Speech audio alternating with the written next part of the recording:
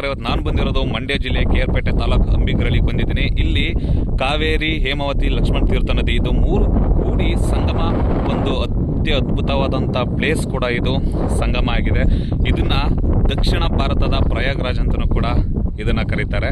ಇದು ನೆನಪಲ್ಲಿ ಇರಲಿ, ತುಂಬ ಅದ್ಭುತವಾದಂಥ ಪ್ಲೇಸ್ ಇದು.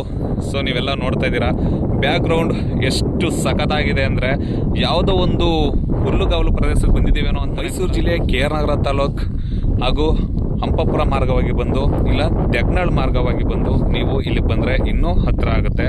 ಸೊ ಇದನ್ನು ಯಾಕೆ ಇನ್ಫಾರ್ಮೇಷನ್ ಹೇಳ್ತಾ ಇದ್ದೀನಿ ಅಂದರೆ, KR ನಗರ ತಾಲೂಕಿಂದ ದೆಗ್ನಾಳ್, ತಿಪ್ಪೂರು ಈ ಮಾರ್ಗವಾಗಿ ಬಂದರೆ ಇಲ್ಲಿಂದ ಜಸ್ಟ್ 2 ಕಿಲೋಮೀಟರಲ್ಲಿರುವಂತಹ ಈ ಒಂದು ಸಂಗಮ, ಇಲ್ಲಿ ಮಲೆ ಮಹದೇಶ್ವರ ಸ್ವಾಮಿ ದೇವಾಲಯ ಕೂಡ ಇದೆ. ಅದನ್ನು ಕೂಡ ನಾನು ತೋರಿಸ್ತೀನಿ. ಆದರೆ ಈ ಒಂದು ಪ್ಲೇಸ್ನ ನೀವು ಎಂಜಾಯ್ಮೆಂಟ್ ಮಾಡಲೇಬೇಕು.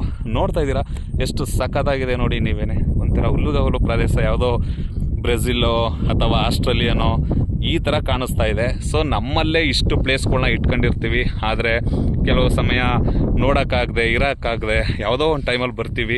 ಸೊ ನಮ್ಮಂಥ ಯೂಟ್ಯೂಬ್ ಕಂಟೆಂಟ್ ಕ್ರಿಯೇಟರ್ಗಳೆಲ್ಲ ವಿಡಿಯೋ ಮಾಡಿ ಹಾಕಿರ್ತೀವಿ.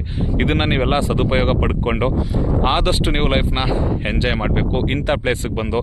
ಆದರೆ ಮಳೆ ಇಲ್ಲ, ಮಳೆ ಇಲ್ಲದೆ ಹೊಳೆ ಬಂದಿಲ್ಲ. ಸೊ ಈಗ ಈ ಥರ ಕಾಣಿಸ್ತಾ ಇದೆ.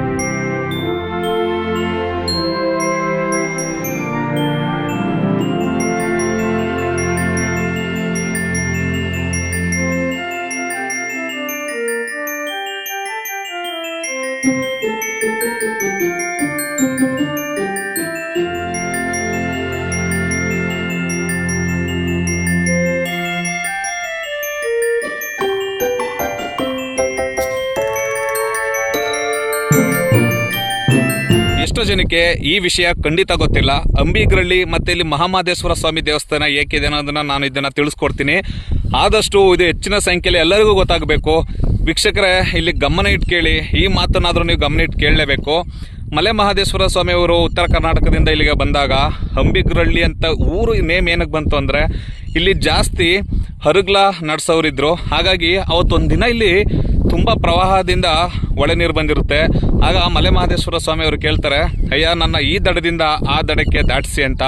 ಆಗ ಅವ್ರು ಏನು ಹೇಳ್ತಾರೆ, ಇಲ್ಲ ಇಂಥ ಪ್ರವಾಹದಲ್ಲಿ ನಾವು ಹರಗ್ಲನ್ನು ದಾಟ್ಸೋಕ್ಕಾಗಲ್ಲ ಅಂತ ಹೇಳ್ತಾರೆ. ಅವಾಗ ಮಲೆ ಮಹದೇಶ್ವರ ಸ್ವಾಮಿ ಅವ್ರು ಏನು ಮಾಡ್ತಾರೆ, ಒಂದು ಅವರಲ್ಲಿದ್ದಂಥ ಒಂದು ಆ ಕಾವಿ ಬಟ್ಟೆನ ನೀರಲ್ಲಿ ಹಾಸ್ತಾರೆ. ಹಾಸ್ಬಿಟ್ಟು ಅದರ ಮೇಲೆ ಮಲಗಿ ಆ ಕಡೆ ದಡ ಹೋಗಿ ಸೇರ್ತಾರಂತೆ. ಸೊ ಇದು ಇಲ್ಲಿನ ಒಂದು ಮಾಹಿತಿ. ಆದರೆ ಖಂಡಿತವಾಗಿಯೂ ಮಲೆ ಮಹದೇಶ್ವರ ಸ್ವಾಮಿ ಅವರು ಇಲ್ಲಿಂದನೇ ಮಲೆ ಮಹದೇಶ್ವರ ಬೆಟ್ಟಕ್ಕೆ ಹೋಗಿದ್ದು. ಇದು ನೆನಪಿರಲಿ, ಅತಿ ಹೆಚ್ಚಿನ ಸಂಖ್ಯೆಯಲ್ಲಿ ಭಕ್ತಾದಿಗಳಿಗೆ ಇದು ಗೊತ್ತಾಗಲಿ. ಯಾರ್ಯಾರು ಮಹದೇಶ್ವರ ಬೆಟ್ಟಕ್ಕೆ ಹೋಗ್ತಿರೋ ಅವರು ಕೂಡ ಅಂಬಿಗರಳ್ಳಿಗೆ ಬಂದು ಮಲೆ ಮಹದೇಶ್ವರಂದು ದೇವಾಲಯ ಇದೆ, ಅಲ್ಲೂ ಕೂಡ ಅವರು ಮಲಗಿ ಹೋದಂಥ ಒಂದು ವಿಗ್ರಹ ಕೂಡ ಇದೆ. ನೀವು ಅದನ್ನು ಕೂಡ ನೋಡ್ಬೋದು. ನೋಡಿ ಎಲ್ಲ ಕಾಣಿಸ್ತಿದೆಯಲ್ಲ, ನಾನು ಅಲ್ಲಿನೂ ಹೋಗಿ ತೋರಿಸ್ತೀನಿ. ಸದ್ಯಕ್ಕೆ ಇಲ್ಲಿ ಒಂದು ಈ ಪ್ಲೇಸ್ನ ತೋರಿಸ್ತಾ ಇದ್ದೀನಿ. ಯಾಕೆಂದರೆ ಇದೊಂದು ಹೊಳೆ ನೀರಿಲ್ಲದ ಟೈಮಲ್ಲಿ ಒಂಥರ ಟೂರಿಸಮ್ ಅದ್ಭುತವಾಗಿ ಕಾಣಿಸುತ್ತೆ ಈ ಒಂದು ಪ್ಲೇಸು. ಸೊ ಇದ್ರ ಬಗ್ಗೆ ಡೀಟೇಲ್ಸ್ ಮತ್ತೆ ನೋಡ್ತಾ ಇದ್ದೀರಲ್ವಾ, ಇಲ್ಲಿ 3 ಕಡೆ ಕಾವೇರಿ, ಹೇಮಾವತಿ, ಲಕ್ಷ್ಮಣ ತೀರ್ಥ ಈ 3 ನದಿ ಸೇರುತ್ತೆ ಅಂತ ನಾನು ನಿಮ್ಗೆ ಹೇಳ್ದೆ ಅಲ್ವಾ. ಸೊ ಇಲ್ಲಿ ನೋಡ್ತಾ ಇದ್ದೀರಾ, ಇಲ್ಲೂ ಕೂಡ ಕುಂಭಮೇಳ ನಡೆಯುತ್ತೆ. ಸಖತ್ತಾಗಿತ್ತು, ಅದ್ಭುತವಾಗಿತ್ತು. ಅದ್ರ ವಿಡಿಯೋ ನೀವು ಯೂಟ್ಯೂಬಲ್ಲಿ ಚೆಕ್ ಮಾಡ್ಕೋಬೋದು. ಒಂದು ಸರೌಂಡಿಂಗ್ ಒಂದು ವಿಡಿಯೋನ ನಾನು ನಿಮಗೆ ತೋರಿಸ್ತಾ ಇದ್ದೀನಿ.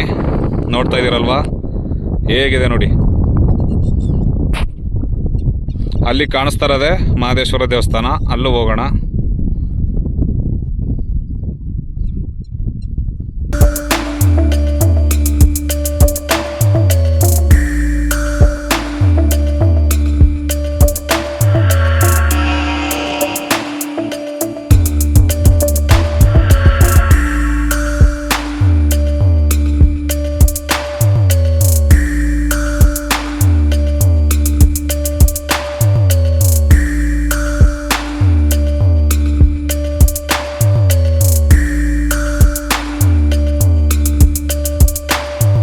ನಿಜವಾಗ್ಲೂ ಇಂಥ ಒಂದು ಪ್ರಶಾಂತವಾಗಿರೋ ಜಾಗಕ್ಕೆ ಇಲ್ಲಿನ ಅಕ್ಕಪಕ್ಕದಲ್ಲಿರುವಂಥ ತಾಲೂಕಿನ ಜನತೆಗಳು ಒಂದ್ಸಲ ವಿಸಿಟ್ ಕೊಡಬೇಕು.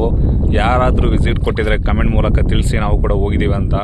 ಸೊ ಇಲ್ಲಿ ನೀವು ನೋಡ್ತಾ ಇರ್ಬೋದು, ಅಲ್ಲಿ ನೋಡಿ ಎಲ್ಲರೂ ಮೀನು ಹಿಡಿತಾ ಇದ್ದಾರೆ ಅರಗ್ಲದಲ್ಲಿ. ಸೊ ಇವಾಗ ತಾನೇ ಬಲೆ ಬಿಡ್ತಾ ಇದ್ದಾರೆ. ಸಾಕಾಗಿದೆ, ನನಗಂತೂ ತುಂಬ ಖುಷಿ ಆಗ್ತೈತೆ ನಿಜವಾಗ್ಲೂ ಈ ಪ್ಲೇಸ್ ಅಂತ.